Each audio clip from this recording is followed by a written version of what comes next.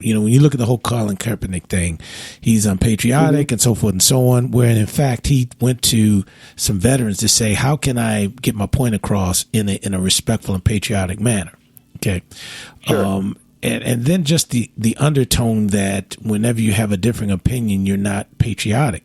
And when you look at the real patriotism of particularly minorities in the country, it runs very deep. I mean, I'll just talk from the African American community. I mean, the first person to die in the War of Independence was an African American, and we fought in every war since then. Just like the Navajo Indians and others who were just incredible in World War II, the Japanese that fought, just all of the various communities have always represented and been willing to fight for this country. And so it's, and that's part of that other piece is we want to corner the market on patriotism because I wave a flag every day on the back of my truck. That means I'm more patriotic than you. And that's ridiculous. And so, again, I think the other thing that needs to happen is people need to hear the stories of the various folks who have come to the country because unfortunately what Fox News and others are not reporting is that we all came from someplace. Unless you are a Native American, we all came from somewhere, whether it was Ireland or England or Africa or wherever. We all came from someplace. So it's just it's just kind of mind-boggling how a country that achieved greatness from immigrants is now pushing an agenda that appears to be so anti-immigrant. Now, let me put this caveat out there. I'm not in any means saying that we should support folk that are coming to the country with the intent to do harm to people. But that's not a large majority of people, statistically speaking. And this is by the government's own statistics. The majority of people are coming for one unbelievable thing. They're actually trying to get here to make a better life for themselves. And that's why the people came over here from the boatloads from England and Ireland and all these other places. I mean, if you look at the whole history of Tammany Hall and all these other places, people came to make a better way for their families. And so I think if we have those honest conversations and we can at least get to that point, perhaps we may be able to cut down on some of the rhetoric. I know that sounds kind of pie in the sky, but all the folks who have come here, the Irish, the French, the Africans, Jamaicans, everybody has come here has contributed to the greatness of this country. Absolutely. Right. I think a lot of it has to do with the fear that this country eventually will be a majority of the minority. I think black and brown people will outnumber Anglos. And I think there's a lot of fear amongst Anglos that, somehow they're no longer going to count. Well, and again, that's why, again, you just keep hearing me say that it's so important for folks to sit down and talk to each other because I don't think, again, in those statistics, you have people just saying, man, in 2045, we're going to be the majority and all hell's going to break loose now. You just watch and see. Sure. That's not the case at all. People are still going to want this. People are still going to want our country to achieve.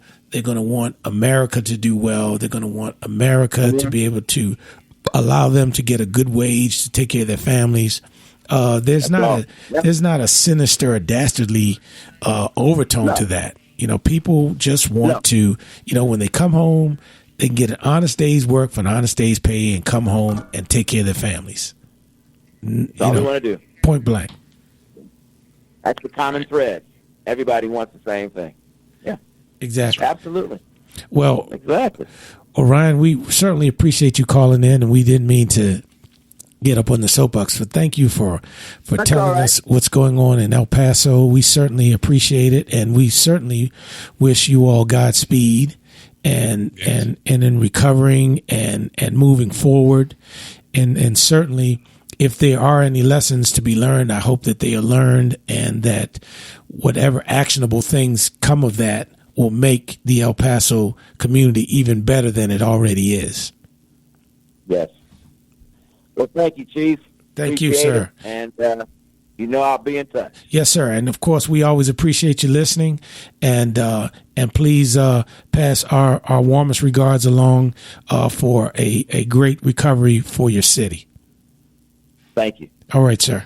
Be well. All right. Wow. That is something. Absolutely. Great dialogue. Absolutely. Great dialogue. And we also had some other comments, and since we're on a roll here, Gina sent some comments in, and Gina said, as a country, once we were able to survive the Sandy Hook massacre, all those white babies dying, and no changes were made, I figured it's a wrap.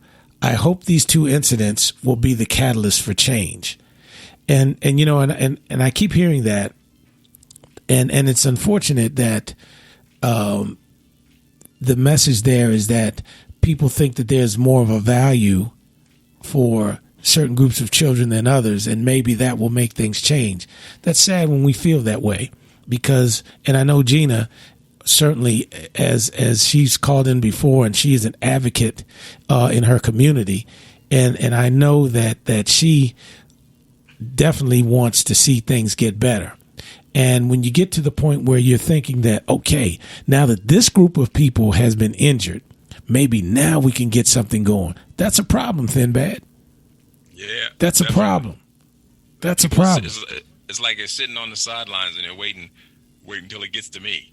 Like, well, exactly. Wait a minute. Okay, now we'll do something. Unfortunately, that has been the way in certain situations, when same thing happens with drugs. Once it doesn't become an epidemic until it's affecting some other folks. Now you're like, oh, well, let's pay that some attention. And I'm sorry. Go ahead. Cut you off, Thinbad. No, go ahead, sir. No, go ahead. No, you had it, because we old. We got to say it when we got it, because we'll lose it. No, man, that's you, man. No, what I was going to say is, and we also received another comment from Phil. And he said it's hard to acknowledge this level of hatred. It's extremely difficult for our young to imagine this kind of hatred. But we've seen it before. Our grandparents lived this. He is a racist. There will be no common sense, no logic, no peace as long as he is there. These are bad times, even if you are in your house. And so, again, you hate to hear despair in people who are icons in the community. What I know about Phil is an icon in his community.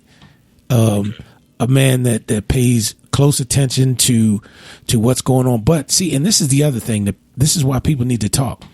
But he also is like a lot of people in his community. They will actually hold people accountable. If the kids are in there acting fool, he will tell those kids, you're acting a fool and you're making it difficult when we're going out here trying to advocate on your behalf.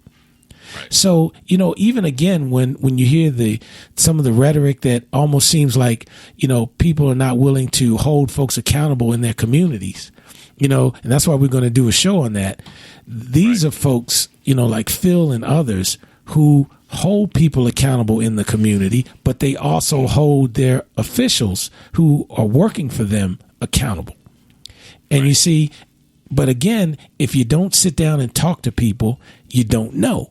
So you just get on the news and you start writing things that don't reflect what's really going on in these communities. And I guess, and I go full circle just to say, when you have guys like that and people like Gina feeling that this, saying the things that they're saying, that's a problem, Thinbad. That's a problem. Because these are warriors in the community that are there to really make it better, Right. And when they come to you and say, hey, Mr. Politician, or hey, Mr. Governor, we need this. These are folks that have been down in the trenches and that have been working on both sides, Say, hey, Johnny, you better pick that crap up off the floor. And at the same time, you better give Johnny a better school to go to. Right. Right. I think, this is just unfortunate.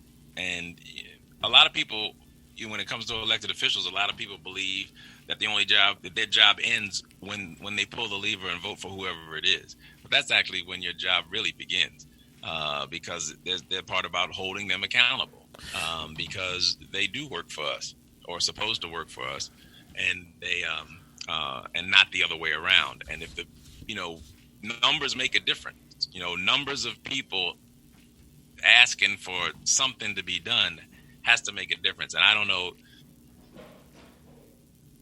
maybe this is the something that will happen that will turn them around. We hope. Everyone's talking about. This is a dividing line in the sand, I think. If you want more years of this, and I don't know how you could. I don't know what's that important or what's so great about who we have in the office now.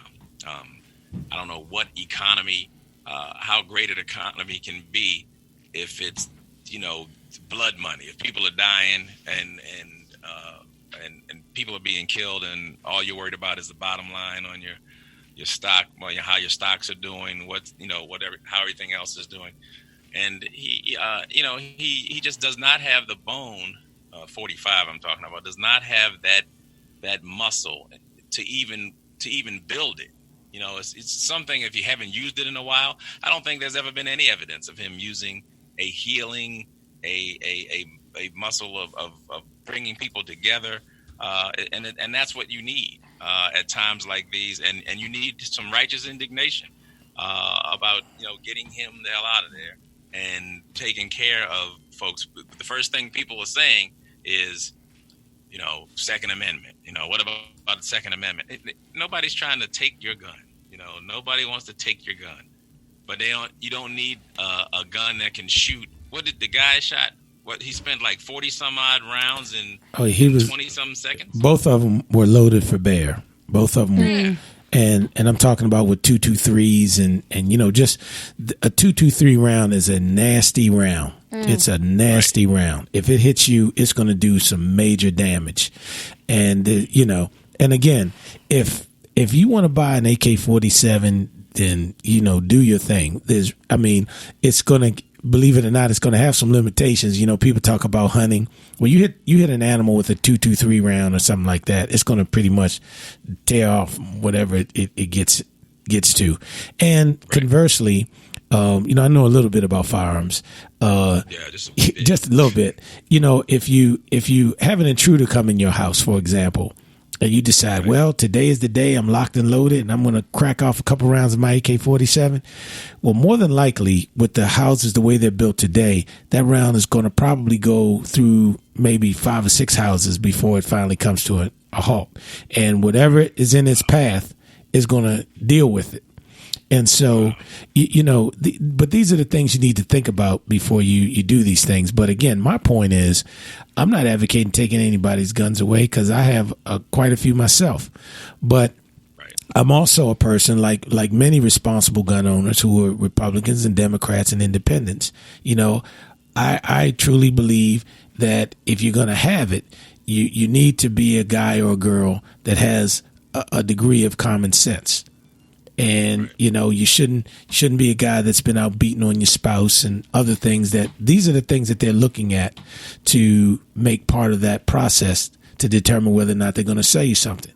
But again, you haven't heard anybody say, nope, no one else should buy a gun, period, end of story. Now, yeah, some people call for an assault weapons ban, but what I'm saying is, they need to tighten up that process just to make sure that whatever gun you have, it doesn't get in a person's hand that can't handle the responsibility.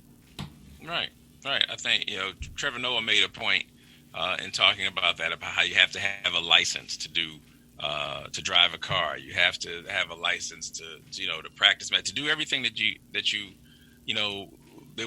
people want to make sure, and you go that extra step to make sure that people are safe and that people are protected. And it shouldn't be any different. It certainly shouldn't be any different with guns. Why not? Why not go that extra step? I think a responsible person who want to make sure that they knew how to operate a gun, that they knew